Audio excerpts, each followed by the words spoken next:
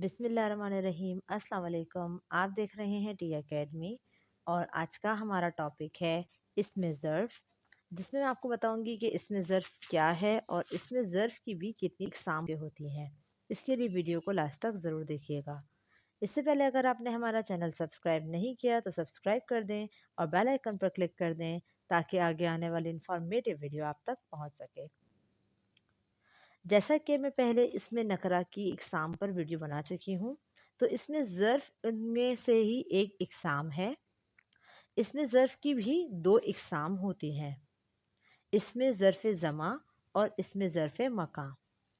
अब इन दोनों में क्या फ़र्क है? सबसे पहली है इसमें ज़र्फ़ ज़मा, वो इस्म है जिसमें वक्त के मायने पाए जाएं, मसलन सुबह, दोपहर, शाम, रात वगैरह। ये जितनी भी चीज़ें जिसमें वक्त बताया जाए वो होता है इसमें ज़र्फ़ ज़मा। सबसे पहले हम इसको समझते हैं। ज़मा से मुराद ये है ज़माना, ठीक है, कौन सा टाइम चल रहा है, कौन सा वक्त चल रहा है। तो इससे हमें पता चलता है कि सुबह हो रही है, दोपहर हो रही है, शाम हो रही है या रात हो रही है।